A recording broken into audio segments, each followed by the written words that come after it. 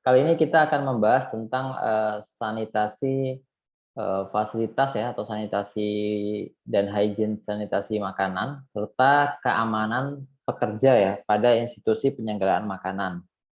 Oke, nanti ini adalah yang akan kita bahas. Nanti kita akan banyak membahas tentang cleaning and sanitation, kemudian tentang prinsip-prinsip dari eh, pencucian gitu ya, kemudian pembersihan dan maintenance fasilitas serta keamanan pekerja ya. Ini terutama yang kita bahas itu nggak K3 ya atau keamanan dan keselamatan pekerja secara umum, tapi kita mungkin spesifik ke institusi penyelenggaraan makanan atau penyelenggaraan makanannya. Dan saya mengambil materi-materi dari buku Food Service Management. Mungkin teman-teman kalau mau baca boleh gitu ya. Nanti bisa download di internet, kayaknya ada gitu. Kalau nggak ada nanti saya kasih gitu bukunya. Nah ini. Baik, yang pertama kita akan membahas mengenai kebersihan ya, jadi cleaning dan sanitation gitu ya. Jadi kalau mungkin teman-teman ketahui ya bahwa cleaning atau kebersihan dan eh, apa sanitasi gitu ya atau sanitizing itu mungkin di apa namanya diartikan menjadi sesuatu yang sama gitu. Jadi kadang-kadang itu artinya sama, apa dianggap sama gitu ya. Padahal antara cleaning dan sanitizing ya itu adalah sesuatu yang berbeda gitu ya. Gitu. Jadi berbeda namun tidak terpisahkan gitu ya. Dan semua makanan itu memang harus semua yang kontak dengan makanan itu harus dibersihkan dan disanitize kayak gitu ya. Atau apa ya bahasa Indonesia sanitize itu disteril. Nah, disteril bahasanya, disteril. Dibersihkan dan disteril. Nah, cleaning atau pembersihan itu adalah perbedaannya ya. Kalau cleaning atau pembersihan itu adalah menghilangkan atau apa mengurangi ya, menghilangkan kotoran-kotoran ya, soil gitu ya. Dan makanan itu dari permukaan gitu ya. Jadi dalam artian ini adalah pembersihan secara fisik gitu ya. Yang tampak mata, pembersihan secara fisik yang tampak mata itu adalah cleaning namanya. Nah, sedangkan apa sanitizing ya atau penyeterilan itu adalah prosedur yang dia itu mengurangi tingkat bahaya yang ditimbulkan ya karena mikroorganisme ya yang dia nanti bisa membahayakan makanan itu sendiri gitu ya. Seperti pembersihan pada porselen gitu ya, kemudian pada meja, peralatan-peralatan meja, kemudian permukaan kerja dari dapur atau yang lainnya seperti itu. Mungkin kalau sanitize atau sanitasi itu tidak sampai tarafnya ke steril ya. Jadi mungkin saya nggak ngerti ya padanannya dalam bahasa Indonesia apa gitu ya. Mungkin belum ada sepertinya gitu ya. Jadi makanya yang kita punya itu apa sih? Paling kan pembersihan ya, kemudian apa namanya menyeteril kan gitu aja ya. Tapi tengah-tengahnya nggak ada. Nah, sanitizing ini adalah tengah-tengahnya gitu ya. Antara cleaning dan sanitize kayak gitu ya. Sorry, antara cleaning dan steril gitu ya.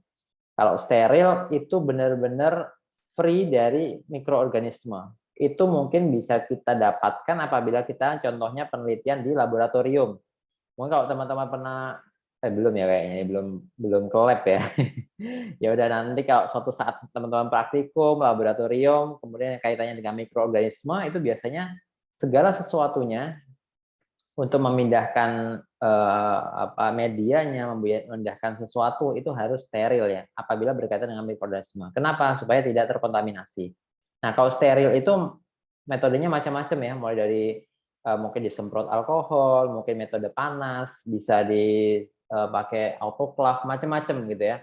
Ini yang menceteril benar-benar nol. Tapi kayak kalau sanitizing itu nggak sampai nol gitu ya, tapi sangat meminimalkan mikroorganisme untuk hidup ya, tapi nggak sampai nol ya. Kurang lebih seperti itu bedanya cleaning dan sanitizing gitu. Oke, dan steril. Jadi jangan sampai kebolak-balik ya. Kita pakai istilah bahasa Inggris saja ya, gitu ya, cleaning dan sanitation, gitu. Nah, eh, kalau misalkan cleaning dan sanitasi ini nggak diterapkan, ya, itu bisa menyebabkan adanya cedera atau penyakit ya pada pegawai maupun pada customer. Ya, ini adalah hal yang wajar. Contohnya misalkan ketika ada minyak yang tumpah atau ceceran minyak di dapur tidak di cleaning ya, atau dibersihkan, itu bisa menyebabkan terpleset, akhirnya berbahaya. Atau misalkan pembersihannya peralatan ya nggak sampai benar-benar bersih ya, nggak pakai sabun gitu pembersihannya segala macam, akhirnya bisa menyebabkan diare apabila peralatan tersebut tetap digunakan. Gitu. Jadi memang harus benar-benar diperhatikan. Nah kemudian apabila tidak diperhatikan itu juga bisa menyebabkan apa namanya sampah apa sisa-sisa pembuangan zat kimia itu juga berbahaya kayak gitu ya. Jadi bisa menyebabkan itu serta dapat merusak peralatan dapur, peralatan makan dan seterusnya gitu ya. Kita mungkin nggak masih ingat ya bahwa salah satu sifat dari minyak, sifat dari air itu adalah salah satu sifatnya adalah korosif gitu ya. Ini contoh saja ya, contoh. Dan di dapur itu rata-rata peralatannya terbuat dari logam. Apabila kita biarkan secara terus-menerus, kotoran itu menempel atau mungkin minyak itu menempel, itu bisa menyebabkan korosif atau berkarat ya pada peralatan makannya atau bahkan mungkin rusak. Nah, seperti itu. Itu adalah perbedaannya. Nah, kita bahas sekarang secara detail ya antara cleaning dan sanitizing. Nah, sekarang adalah kita bahas tentang cleaning dulu ya. Apa sih prinsip-prinsip dari cleaning itu? Nah, cleaning itu adalah suatu tindakan ya, tindakan pembersihan agen atau komponen-komponen ya dengan menggunakan eh, seperti deterjen gitu ya, seperti deterjen yang digunakan untuk membersihkan permukaan yang kotor gitu ya. Jadi soil itu nggak cuma tanah ya artinya, tapi permukaan yang kotor gitu. Itu adalah tindakan cleaning gitu ya. Nah, kemudian kadang-kadang kita menggunakan tekanan ya. Maksudnya tekanan itu ya bisa tekanan dengan alat atau tekanan dengan tangan gitu ya untuk membersihkan kotoran tersebut ya. Misalkan menggunakan sikat, menggunakan kain dan macam-macam gitu ya atau mungkin disemprot nah seperti itu. Jadi itu adalah prinsip dari eh, pembersihan atau cleaning ya, yang mana nantinya kotoran tersebut itu dengan mudah ya untuk bisa diangkat gitu ya dan dibilas seperti itu. Nah, manajer dari food service ya atau mungkin kepala instalasi gizi atau mungkin kepala catering itu memang harus membuat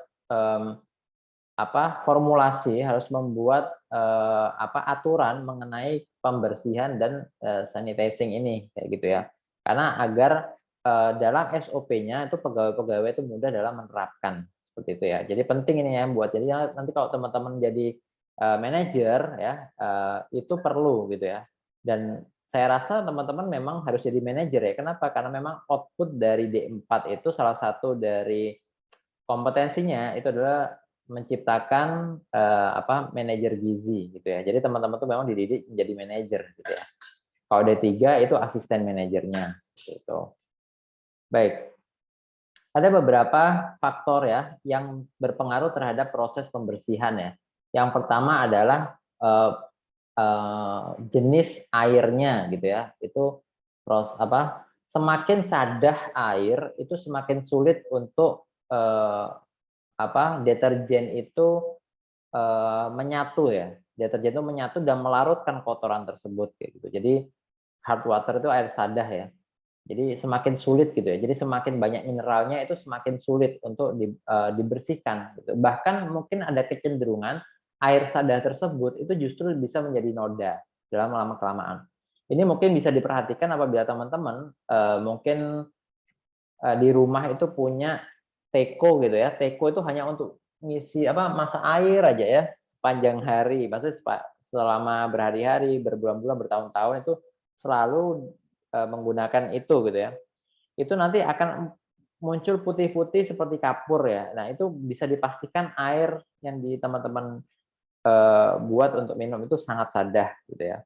Nah, itu perlu dihati-hati ya karena di banyak tempat ya kasus-kasus kegagalan kayak batu ginjal, batu apa namanya kantung kencing gitu ya atau yang lainnya itu disebabkan karena kesadaran yang tinggi ya. Di beberapa daerah seperti itu. Jadi misalkan satu kampung atau satu kecamatan itu sering terjadinya gagal ginjal. Kenapa? Ternyata terlalu sadah airnya.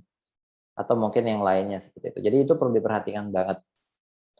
Misalnya daerah-daerah yang banyak gunung kapurnya gini ya, daerah selatan kalau di Jember ini ya, kalau di Jogja misalkan Gunung Kidul, kalau di Ngawi, Jawa Timur itu bagian bawah di bagian Ngawi gitu ya, itu sangat sadah gitu ya. Kemudian yang kedua adalah pembersihan adalah mengenai temperatur air ya. Nah, umumnya itu deterjen itu sangat efektif apabila suhunya itu adalah suhu ruangan gitu ya, kayak gitu. Jadi umumnya seperti itu. Kalau terlalu tinggi itu akan bahaya gitu ya, bisa menyebabkan terbakar gitu ya, atau efek terbakar. Kalau terlalu rendah, deterjen biasanya nggak mau larut juga, jadi serba repot juga.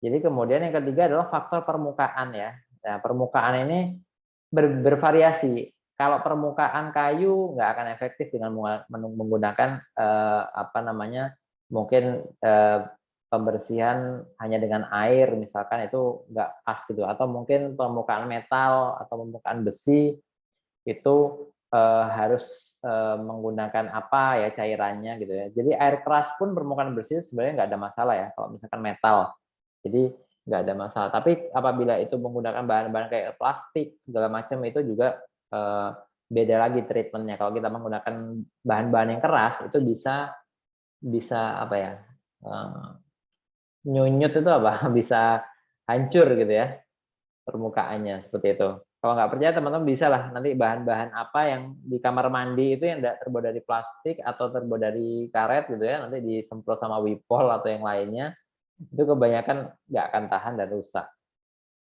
Oke, kemudian faktor lainnya yang mempengaruhi itu adalah jenis dari komponen pembersihnya, gitu ya. Apa namanya? Deterjen itu hanya istilah ya, sedangkan deterjen sendiri istilah untuk mewakili bahan-bahan yang bisa melarutkan. Nanti kita akan bahas juga itu di next slide kayak gitu ya. Yang bisa melarutkan sebangsa minyak seperti itu ya. Nah, itu juga ternyata macam-macam ya teman-teman ya. Jadi macam-macam untuk bahan-bahannya. Nggak cuma satu bahan. Nah, jadi deterjen itu kayak semacam klasifikasi dari sebuah bahan kimia itu untuk melarutkan kotoran. Nah, itu juga ternyata berpengaruh dan masing-masing punya punya keefektifan yang beda-beda gitu ya. Kemudian yang kelima adalah tipe dari kotorannya. Nah, gitu ya. Jadi ada kotoran yang bentuknya minyak, ada yang kotoran juga bentuknya debu, ada lagi kotoran bentuknya pecahan telur, cipratan putih telur gitu ya. Itu kan protein ya. Kalau tumpahan minyak telur, tumpahan protein telur atau tumpahan dari putih telur, kemudian mengenai sesuatu itu lengketnya luar biasa ya. Jadi memang kalau zaman dulu itu karena nggak ada lem gitu ya, jadi untuk melengketkan sesuatu itu pakai putih telur ya. Borobudur aja pakai putih telur ya, bercanda ya. Itu katanya ada hoax, katanya Borobudur itu kalau nempelin ininya apa bata-batanya itu pakai putih telur. Padahal enggak gitu. Jadi pakai sistem penguncian itu. Nah, itu pembersihannya kita akan balik ke sini ya. Pembersihan putih telur itu juga beda gitu ya. Treatmentnya cukup menggunakan air gitu ya. Beda lagi kalau misalnya kotorannya itu bentuknya misalkan minyak gitu ya. Minyak nggak bisa kalau kita bersihkan pakai air ya. Berarti harus dengan pelarut yang bisa melarutkan minyak dan seterusnya macam-macam gitu.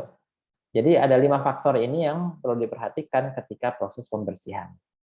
Yuk, kita masuk ke deterjen. Apa itu deterjen? Nah, deterjen itu didefinisikan menjadi sebuah sebuah agen ya, agen pembersih atau pelarut atau juga senyawa yang bisa menghilangkan benda atau kotoran asing ya, material-material kotoran dari permukaan. Itu jadi secara umum itu disebut deterjen gitu ya. Itu. Jadi sesuatu yang bisa menghilangkan ya pelarut ya, yang sifatnya itu pelarut itu disebut deterjen. Nah, ada 3 fase ya, atau 3 fase deterjen itu membersihkan kotoran. Yang pertama adalah fase penetrasi ya, di mana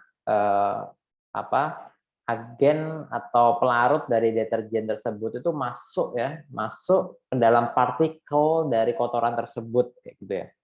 Masuk ke dalam partikel tersebut, ini sebenarnya pelajaran fisika ya. Jadi masuk, kemudian dia memutuskan rantai-rantai dari minyaknya tersebut sehingga dia itu menurunkan tegangan permukaan dari kotoran tersebut ya. Kalau teman-teman masih ingat di hukum fisika. Jadi itu namanya reaksi saponifikasi gitu. Saya masih ingat ternyata ya, masih SMA.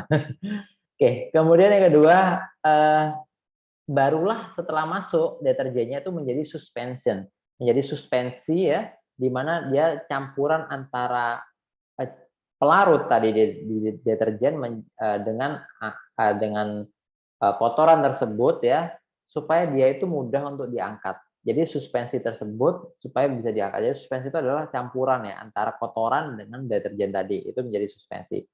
Nah, baru dia melakukan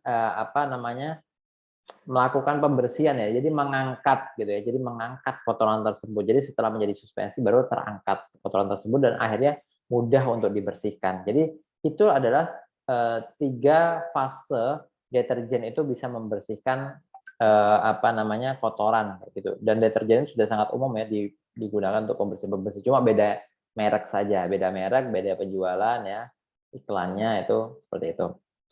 Nah, umumnya dia itu bentuknya tuh sabun ya, sabun bubuk, sabun colek, kemudian asam gitu ya, kemudian macam-macam gitu ya. Ada nggak sih contohnya di sini? Oh, nggak ada. Nah, kalau teman saya juga baru tahu nih, ternyata garang asam itu atau asam sitrat ya, mungkin yang cap gajah atau cap apa gitu ya, itu ternyata deterjen teman-teman ya. Saya juga baru tahu itu ya. Setelah saya baca-baca buku, itu adalah salah satu masuk klasifikasi dalam deterjen. Meskipun pakai makanan bisa, jadi luar biasa ya. Kita juga kadang-kadang makan deterjen juga gitu ya. Kalau itu kan biasa pakai minuman ya. Kalau kita membuat sirup atau kita membuat kue segala macam kita butuh itu bisa digunakan. Jadi itu kan masuk salah satu asam ya. Itu juga sifatnya deterjen. Dan kalau di tempat ibu saya tuh biasanya kalau membersihkan itu nggak pakai kamar mandi gitu ya, itu nggak pakai merek kayak Wipol atau macam-macam seperti itu ya, tapi menggunakan ya itu tadi asam sitrat tadi yang mungkin harganya cuma 500-an gitu. Kemudian dilarutkan ke air, kemudian ditempelkan ke semua permukaan, ditinggal selama 15 menit, kemudian ditinggal disiram. Semua kotorannya luruh gitu ya. Saya juga kadang-kadang heran, kok bisa ya? Nah, ternyata baru ini saya tahu ternyata itu adalah agen pelarutnya dari deterjen. Oke. Ini ya, jadi ada banyak sekali alat-alat di sistem penyelenggaraan makanan gitu ya, entah di dapur, di catering kayak gitu. Ada yang bahannya itu metal, besi, kemudian ada yang bahannya itu gelas ya, atau kaca, ada yang bahannya juga itu melamin, plastik, atau bahkan mungkin yang lainnya seperti itu ya. Jadi dan setiap bahan itu memiliki karakteristik dan tingkat kesulitan yang beda-beda untuk proses pembersihan. Nah, ada yang mungkin berbeda gitu ya. Jadi ini mungkin kita bahas sedikit ya. Jadi pada mesin pencuci ya. Pada mesin pencuci itu ini harusnya ada judulnya ini. Oh ya, nggak ada judulnya. Nah, pada mesin pencuci piring ya, itu prinsipnya berbeda ya. Jadi prinsipnya kalau mesin pencuci piring itu atau dishwashing mesin ya, itu kompleks ya. Yang dia itu apa namanya, yang dia itu mengkombinasikan antara dia pembersihan dengan menggunakan kimia ya, dari deterjen dan, dia juga dari tekanan serta dari suhu ya, dari, panasnya air. Jadi mesin pembersih seperti itu. Dan ini menurut saya sangat efektif, sangat bagus ya. Jadi, enak gitu loh, jadi sangat simpel banget. Jadi habis makan, taruh di tempat kotor di sana, taruh di tempat kotor di sana. Jadi kemudian nanti kalau sudah penuh piring dan, gelas kotornya nanti tinggal dicuci gitu ya. Hanya dengan memasukkan semacam satu ya itu tadi yang di foto itu ya. Jadi satu tablet itu tinggal dimasukkan kemudian di-setel gitu ya, dihidupkan. Jadi langsung bersih semua dalam jangka waktu mungkin kurang lebih setengah jam ya. Waktu saya di luar negeri, tinggal beberapa waktu ya setiap hari mencuci piring ya nggak manual gini ya, tapi menggunakan ini gitu ya. Jadi sangat simpel gitu ya. Sudah ada air panasnya, pembersihannya dan itu, sangat efektif gitu ya, sangat efektif. Jadi nggak ada yang benar-benar ketinggalan sama sekali kotorannya gitu. Dan itu, mungkin di beberapa industri digunakan ya, tetapi beberapa industri yang lain masih menggunakan manual karena terkait biaya biasanya. Karena nggak dipungkiri pertama penggunaan, eee, air itu sangat banyak ya. Jadi, kayak mesin cuci nih. Jadi modelnya pertama membilas ya, membilas kotoran, kemudian, yang kedua itu menyemprot dengan air panas, yang ketiga merendam. Jadi itu gonta-ganti. Jadi kalau sekotak kecil itu mungkin bisa habis sampai, eee mungkin 50 liter air gitu ya. Jadi sangat boros sekali kalau urusan air ya. Jadi seperti itu. Nggak cocok buat industri juga, atau mungkin industri yang memang, mungkin profitnya besar.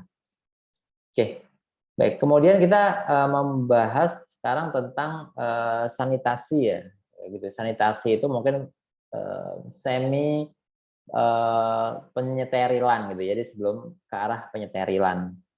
Pembersihan dari mengurangi resiko dari penyebaran mikroorganisme yang tidak diinginkan.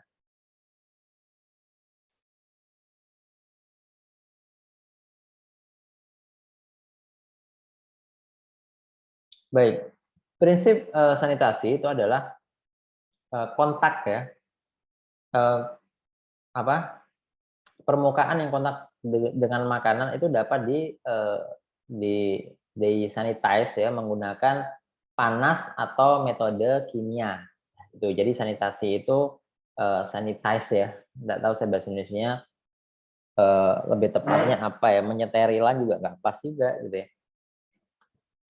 Itu adalah mau bisa menggunakan 2 metode tadi. Nah, yang pertama adalah dengan menggunakan metode panas ya, heat sanitizing gitu ya. Jadi tujuan ini itu adalah, untuk lebih kepada mengekspos ya permukaan, eee, apa, mengekspos atau menyemprot gitu ya permukaan yang bersih ya, yang sudah kita bersihkan dengan cleaning tadi, dengan menggunakan panas gitu ya, yang tinggi untuk waktu yang lama, untuk membunuh bakteri dan organisme, kayak gitu ya. Nah, ini bisa menggunakan manual atau dengan menggunakan mesin gitu ya. Jadi, bebas. Kalau manual ya mungkin, eee, disiram air panas gitu ya, kemudian disikat atau mungkin dicelup air panas gitu ya, dan macam-macam. Kalau menggunakan alat itu bisa disemprot gitu ya, ada alat penyemprot, saya lupa nggak menyantumkan gitu, nanti bisa googling alat untuk nyemprot untuk membersihkan dengan menggunakan suhu yang tinggi. Kayak model setrika uap gitu ya, kalau pernah teman-teman tahu setrika uap gitu, seperti itu. Dan minimum untuk membunuh, mikroorganisme itu adalah 72 derajat Celcius. Itu adalah suhu minimal untuk membunuh, bakteri, gitu. Kemudian yang kedua adalah menggunakan, chemical sanitizing atau menggunakan bahan kimia, gitu ya. Nah, ini adalah metode metode, sanitizing ya, yang mungkin, menggunakan, air biasa ya, yang mungkin dicampur dengan cairan-cairan kimia untuk, membersihkan, mikroorganisme, atau membunuh mikroorganisme yang berbahaya, seperti itu. Eee, Sanitasi dengan menggunakan kimia ini, bisa digunakan dengan 2 metode ya. Yang pertama, eee apa namanya, dengan membersihkan, objek yang bersih ya, kemudian dengan, apa namanya, cairan atau mungkin apa, agen ya, gitu ya. Kemudian dibiarkan pada permukaan tersebut dengan waktu yang lama gitu ya. Kayak gitu. Biasanya sih ya nggak lama-lama banget ya, itu kurang lebih 1 menit gitu. Kemudian yang kedua itu barulah, dibilas gitu ya, dibilas dengan menggunakan air atau di-spray dengan intinya dibilas seperti itu ya. Atau di-swab itu diusap gitu ya, dibersihkan, dilap gitu ya. Jadi yang pertama itu disemprotkan dengan cairan kimia, kemudian yang kedua dibilas. Kenapa dibiarkan ya? Jadi saat pembersihan ini sebenarnya prinsip pada semua sanitizing itu adalah membiarkan terlebih dahulu ya. Karena memang cairan kimia tersendiri itu butuh waktu ya untuk bereaksi dengan bakteri supaya bakteri tersebut mati. Seperti itu. Jadi nggak langsung seret langsung dibilas gitu. Akhirnya nanti nggak merata yang mati gitu.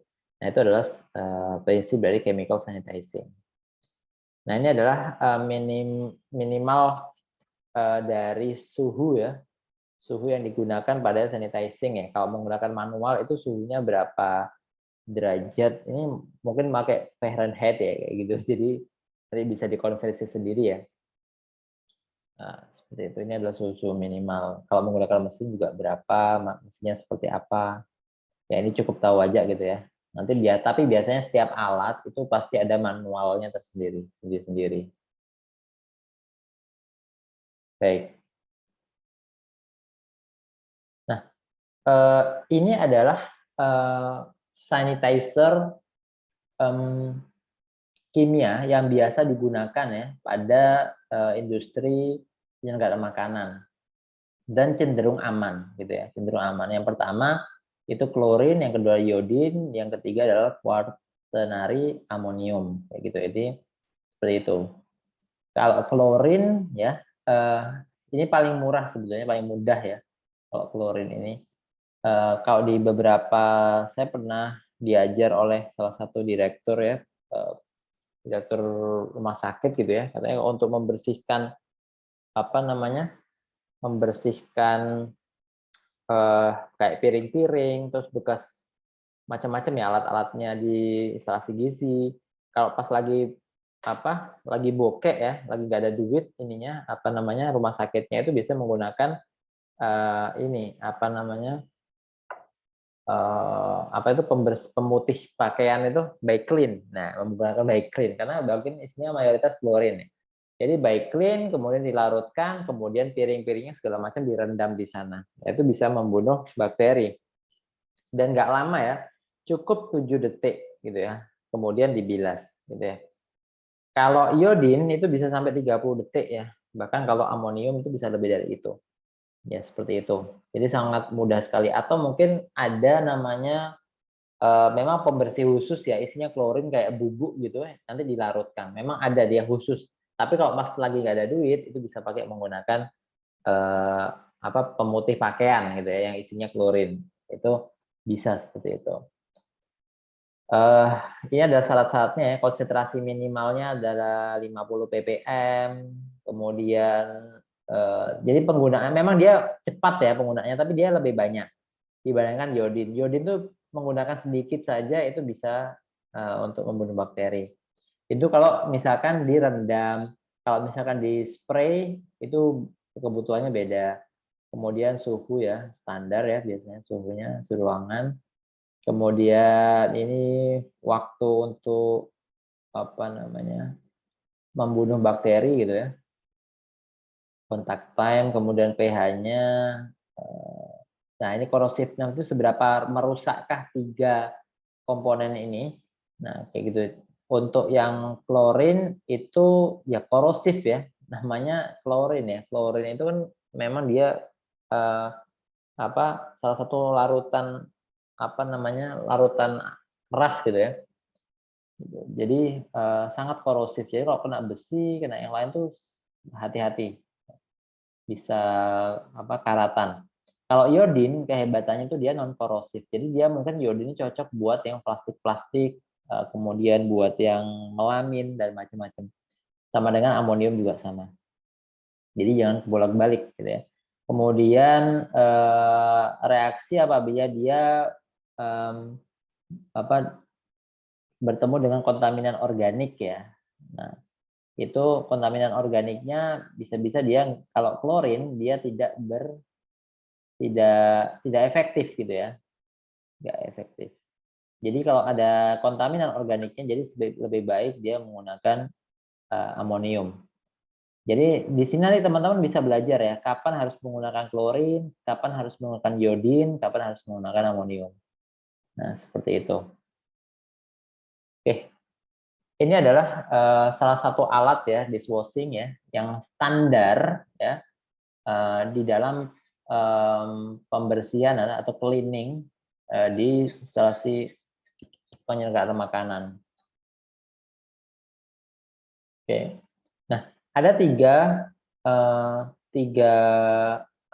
bagian ya, pada alat pembersihan ini gitu ya. Yang pertama adalah untuk apa namanya bak perendaman untuk pencucian gitu ya, pencucian, kemudian pembilasan, yang kedua, yang ketiga adalah penyeterilan gitu ya, sanitation gitu ya, seperti itu. Dan itu semua ada di air mengalir gitu ya. Kalau kecuali sanitation mungkin dia nggak mengalir ya, tapi airnya bersih gitu ya, airnya bersih. Atau juga ada alat yang seperti ini. Jadi ini biasanya yang lebih besar lagi gitu ya. Itu namanya double tank automated dish mesin. Jadi sekali masuk udah paket komplit gitu ya. Jadi masuk kotor keluar bersih gitu. Jadi seperti itu. Jadi lebih hemat juga. Kemudian ini aja saya nggak pernah lihat ya ada rumah sakit punya ini ya. Kalau rumah sakit itu rata-rata masih kayak gini gitu ya, sangat manual. Jadi nggak ada yang belum saya sebelum lihat yang kayak gini. Kemudian ini yang circular design sama sih, ya, cuma dia bentuknya circular jadi muter gitu pembersihannya. Nah, sekarang kita masuk ke maintenance ya dan cleaning ya dari fasilitas gitu. Jadi perawatan fasilitas dan pembersihannya gitu. Jadi ketika kita awal kali memprogram atau membeli alat, memprogram, membuat desain itu utamakan pada kemudahan proses untuk pembersihannya dan maintenance-nya. Mungkin saya di sini nggak mengajarkan kayak misalkan desain dari tata letak dan tata ruang dari instalasi gizi, kemudian syarat-syarat dari temboknya, nggak boleh ada hal-hal yang siku. Kenapa sih kok nggak boleh ada yang siku di tembok antara tembok dengan lantai?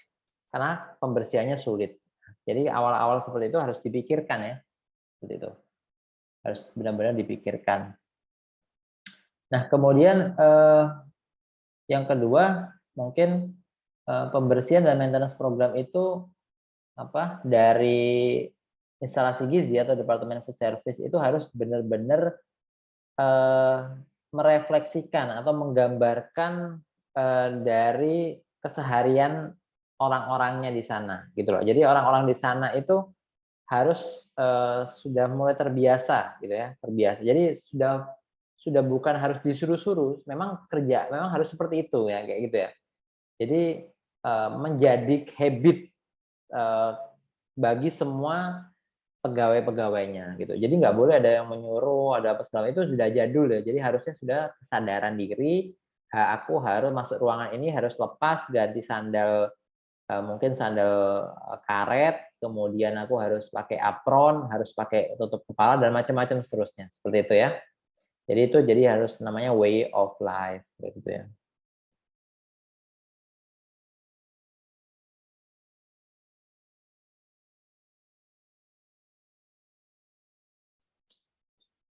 Baik. Selanjutnya adalah mengenai cleaning ya. Jadi kapan sih cleaning dilakukan ya? Cleaning itu bisa dilakukan secara terus-menerus ya. terus-menerus, bisa setiap hari gitu ya. Atau mungkin secara beberapa alat ya, beberapa fasilitas itu nggak perlu tiap hari dibersihkan gitu ya. Ada hal yang setiap hari harus dibersihkan. Contohnya apa? Piring kotor pasien. Kemudian peralatan yang sudah digunakan untuk masak itu harus setiap hari dibersihkan. Tapi ada yang enggak, misalkan harus mingguan. Contohnya yang mingguan itu apa ya? Misalnya jendela dari dapur ya, jendela dapur. Kemudian misalkan pembersihan dari apa? Toilet misalkan, ya itu mungkin sepekan bisa 2 kali. Saya nggak tahu ya, standarnya beda-beda. Atau mungkin ada yang bulanan, misalkan kayak kipas angin di atas ya, itu nggak perlu tiap hari, nggak perlu mingguan ya, itu teramat menyiksa dan memang belum tentu kotor kipas angin tuh. Itu bulanan, kemudian AC, apabila ada AC, kemudian apabila ada pembersihan ventilasi dan seterusnya. Yang alat-alat yang besar-besar gitu ya. Itu yang maintenance. Mungkin kompor, mungkin kalau kompor mungkin harian kali ya, atau mingguan dan seterusnya. Jadi harus bisa memilah kapan harian, kapan mingguan, kapan bulanan. Dan semua harus tertulis ya di jadwalnya gitu ya. Semua harus tertulis kapan orang ini harus ngapain, kapan orang ini harus ngapain. Dan biasanya yang weekly dan monthly itu digilir ya antara pegawai satu dengan pegawai yang lainnya. Ini adalah contoh jadwalnya ya. Jadwal pembersihan ya mulai dari hari Senin sampai hari Jumat dan seterusnya. Jadwal-jadwalnya. Kemudian ini adalah detail dari tata cara pembersihan atau prosedur pembersihan dari alat. Ini yang dicontohkan itu adalah cheese slicer atau pemotong keju gitu ya. Ini contohnya aja gitu. Bagaimana cara membersihkannya? Apa yang dibutuhkan? Deterjen, sanitizer dan macam-macam bla bla bla. Terus bagaimana langkah-langkah pembersihannya? Ini itu harus ditempel di di dekat alat tersebut gitu ya. Harus ditempel dengan alat tersebut. Apalagi alat pengoperasian. Kayak tata cara pengoperasian. Itu penting banget ya. Nah, kemudian yang kedua adalah preventive maintenance ya. Itu biasanya untuk alat-alat yang mungkin besar gitu ya, atau mungkin bertujuan untuk memperpanjang umur alat tersebut gitu ya. Jadi kita nggak menginginkan alat-alat itu cepat rusak ya, karena itu akan membuat cost tersendiri yang cukup besar gitu. Jadi kita harus beli lagi gitu ya. Jadi mending merawat yang sudah ada supaya umurnya panjang, jadi ada penghematan seperti itu. Jadi itu diperlukan untuk pembersihan dan seperti sudah dijelaskan di awal bahwa alat yang kotor itu bisa menyebabkan umur dari alat yang kotor itu bisa menyebabkan kerusakan dari alat itu sendiri seperti itu ya. Dan akhirnya nggak bisa digunakan. Entah itu berkarat atau nggak bisa dibuka atau error. Jadi harus pembersihan secara terus-menerus. Nah, kita masuk ke pest control ya, atau pengendalian pengendalian dari hewan-hewan pengerat, hewan-hewan yang bisa menimbulkan penyakit gitu ya. Nah, pest control ini haruslah menggunakan komponen dari cleaning dan harus masuk ke dalam program cleaning dan sanitation gitu ya, di dalam instalasi gizi atau departemen food service kayak gitu ya. Dan biasanya yang paling penting itu biasanya hewan pengerat ya, dan dan serangga ya, yang itu sebetulnya agak sulit untuk ditangani karena biasanya di mana ada makanan di sana pasti ada dikejar oleh hewan tersebut karena mereka juga butuh makan gitu ya.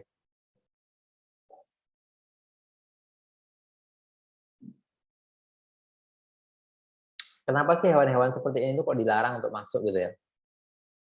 Karena hewan-hewan seperti ini kayak tikus, kemudian mencit, kemudian lalat, yang macam-macam itu bisa menyebabkan penyakit-penyakit communicable disease atau penyakit-penyakit menular. Itu berbahaya. Dan kita nggak menginginkan kan pasien-pasien kita itu misalkan diare gitu ya, Padahal dia sudah punya penyakit yang lain, tapi ditambah diare karena dari instalasi gizi kotornya luar biasa, misalnya seperti itu. Dan ini biasanya bukan instalasi gizi yang menangani hal ini, tapi biasanya ada departemen khusus K3 ya, biasanya di rumah sakit itu yang dia memang keliling-keliling untuk membasmi, hewan-hewan yang nggak diinginkan di rumah sakit gitu ya. Mulai dari tikus, mulai dari lalat, sampai kucing dan seterusnya gitu. Saya melihat beberapa rumah sakit itu ada yang, eee, pembersihannya itu kurang bagus gitu ya, ada yang kurang tapi ada yang bagus banget gitu ya. Saya contoh yang, bagus ya, tapi nggak bagus banget ya, bagus itu misalkan di Sarjito kayak gitu ya, saya lihat memang ya jelas ya ini di kasat mata tuh nggak ada hewan-hewan tadi kayak gitu ya. Tetapi, gudangnya itu kalau saat jam kerja itu terbuka lebar ya, tanpa ada satupun saya nggak pernah menemukan ya ada satupun hewan ya di sana, meskipun terbuka gitu ya. Jadi memang pengendaliannya cukup bagus gitu ya. Jadi dia menggunakan semacam kalau teman-teman tahu kan hewan-hewan pengerat itu nggak suka dengan, frekuensi suara yang sangat tinggi gitu ya, ultrasonik gitu ya. Jadi mereka menggunakan suara itu jadi nggak ada yang datang gitu ya. Eee, Macam-macam tikus, apa, lalat, macam-macam nggak ada yang datang, kecoa, jadi aman, seperti itu. Oke, itu tadi mengenai, apa, cleaning and sanitation, kayak gitu. Kemudian adalah sekarang keamanan dari pekerja gitu ya, keamanan pekerja. Nah, keamanan pekerja, eee, itu harus diprogramkan ya, harus diprogramkan biasanya itu masuk ke dalam programnya K3 rumah sakit kayak gitu ya. Kemudian kesehatan dan keselamatan kerja itu harus dijamin oleh rumah sakit gitu, harus dijamin, dan sudah harus ada prosedurnya kayak gitu. Dan, keamanan pekerja ini, sebetulnya untuk mengurangi dari, apa, accident ya, mengurangi accident, yang nggak diinginkan gitu ya. Baik dari pekerjanya sendiri maupun dari, apa namanya, customer yang datang atau pasien, kayak gitu. Nah, eee, awal kali ada K3 ya, Kesehatan dan Keselamatan Kerja atau bahasa Inggrisnya tuh Occupationally Safety and Health Act ya, itu awal kali diterapkan pada 28 April tahun 71 ya. Nah, kalau tidak menerapkan K3 itu disebut ilegal. Jadi artinya ini melanggar hukum. Jadi semua institusi kesehatan yang tidak menerapkan K3 itu melanggar hukum. Itu yang teman-teman perlu ketahui. Kalau sekarang sudah mulai ke ranah lain, nggak cuma kesehatan ya, tapi kontraktor itu sudah harus ada Hiperkesnya ya, harus ada K3-nya, kemudian harus ada ininya, kesehatan kerjanya tuh atau keselamatan kerjanya tuh harus dijamin gitu ya. Sampai ada quote gitu ya, dari bukunya tuh, "Accident don't happen, they are caused," kayak gitu ya. Jadi, eee, sebetulnya tragedi atau accident gitu, itu sebenarnya nggak terjadi ya, sebenarnya, nggak akan pernah terjadi ya. Mereka tuh disebabkan gitu ya. Artinya, eee, ada penyebab untuk terjadinya accident kayak gitu ya.